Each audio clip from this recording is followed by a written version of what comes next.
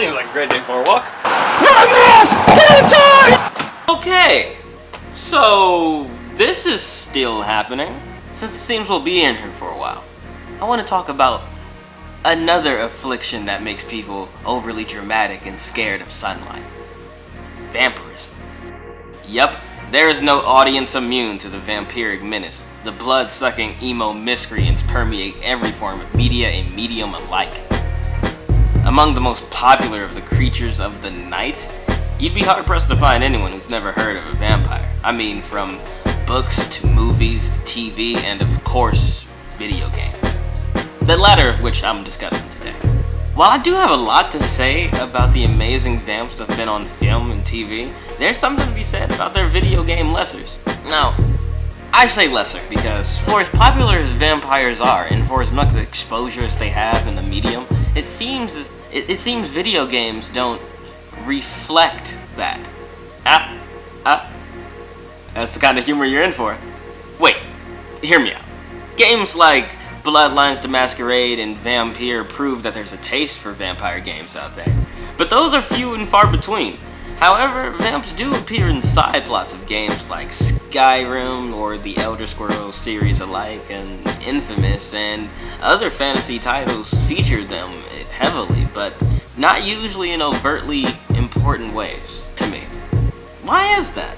The vampire mythos certainly lends itself to the wider scope of video games. I mean, the lore, the powers, magic, yet my diehard video game and vampire nerds alike can't tell me a definitive vampire game. Okay, so definitive is a little off the mark. I mean, Castlevania exists, now in more ways than one. But I'm looking for more freedom in my vampire experience. In the same way games like Spider-Man 2 and The Incredible Hulk Ultimate Destruction opened up the wider array of superhero titles. The same formula that would work on games such as like the Batman Arkham series, Infamous, even Prototype.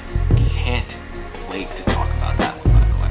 I guess what I'm really trying to say is, here's my transcendent vampire game. It's something that has as good gameplay as it does story. Well, before I made this video, I watched GameRank's top 10 vampire games ever made. And I might have found one. Enter The Legacy of Kain.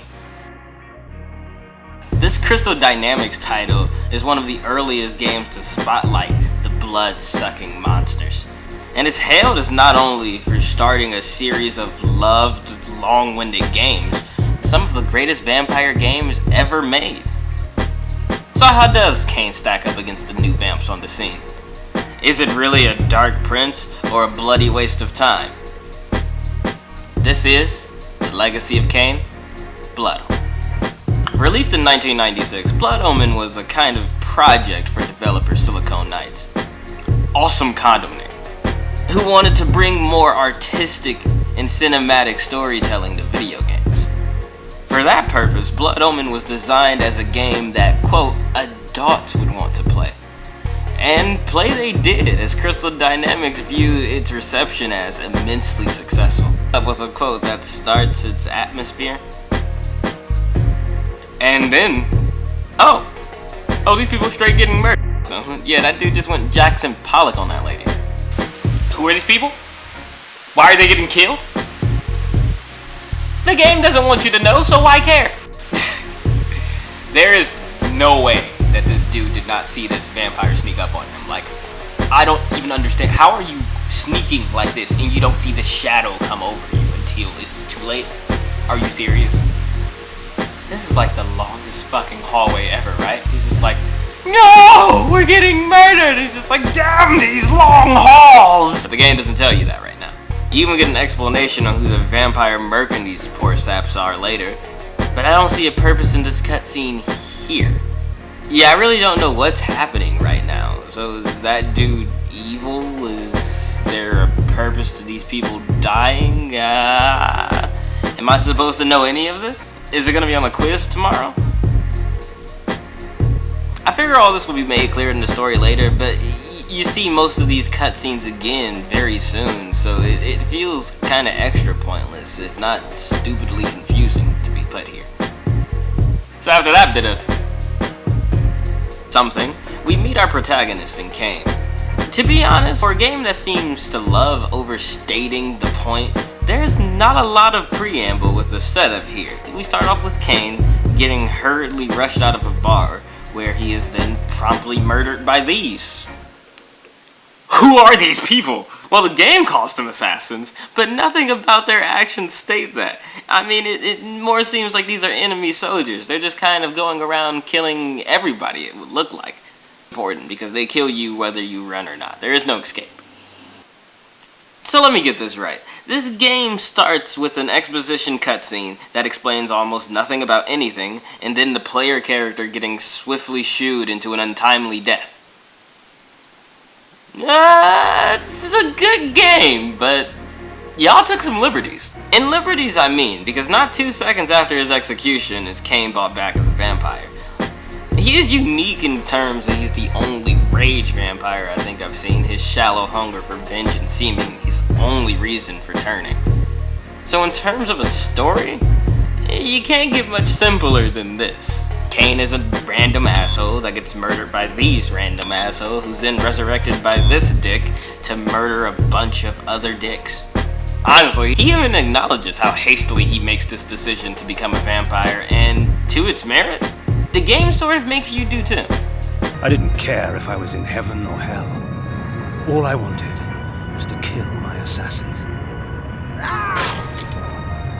Sometimes you get what you wish for. The necromancer Mortanius offered me a chance for vengeance, and like a fool, I jumped at his offer without considering the cost. Kain only wants revenge on the people who killed him, who he then kills not 5 seconds after coming back as a vampire. When you put it all together, it seems kind of stupidly petty, almost like he's an idiot that made a terrible decision. But here's where the game really starts to come into its own. Its dark atmosphere realized that it becomes an almost immersive character study on Kain himself, a deeply flawed and arrogant man that battles between being tormented by his curse while simultaneously giving into the worst parts of it. This isn't an uncommon vampire story, but it is a fun world to play through it in. I hope you really liked Edgar Allan Poe, because that dark Shakespearean talk is everywhere. Night dawns, and with it, the vampire grows stronger. So if you're a fan of audiobooks, this game is pretty much an interactive one. And weakness are no bar to vengeance's call. I would find my slayers and send them back whence I came. So Kain goes forth to kill his murderers, of course waxing poetic the entire time. Their sneering faces were forever etched upon my memory. I had crossed death for this moment. Before he realizes he's screwed. You know who I'd want to get revenge on? The bastard in that tavern. Like, dude, is that how you treat paying customers? You send them out soberingly to a grisly murder? Seriously, screw that dude. So after you dispatch your last assassin and Kain is feeling all good about fulfilling his super dumb purpose, he gets a brain call from, you know, the world's most trustworthy man. 'Tis not over, Kain. These fools were merely the instruments of your murder, not the cause. Look to their masters, look to the pillars, and gain way to the fortress of the mind. Who pretty much tells Kain his princess is in another castle, and then it's off to the pillars of Nazca. There, you're greeted by, holy shit! Oh, this is Ariel. She's cool. Ariel was essentially the only good character in this game. She's a freaking ghost. Basically, after telling Kain that the world is evil and rotten with terror, she does what any good NPC does in a video game. Sends you on a fetch quest. The goal is to travel the land of Nazca, killing the corrupted guardians of the pillar and obtaining their sacred artifacts to restore them.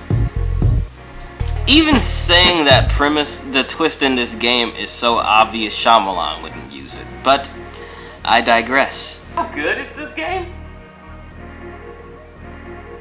We're about to find out. Next time, I'm diving in deep. And let's see what vamps lay in.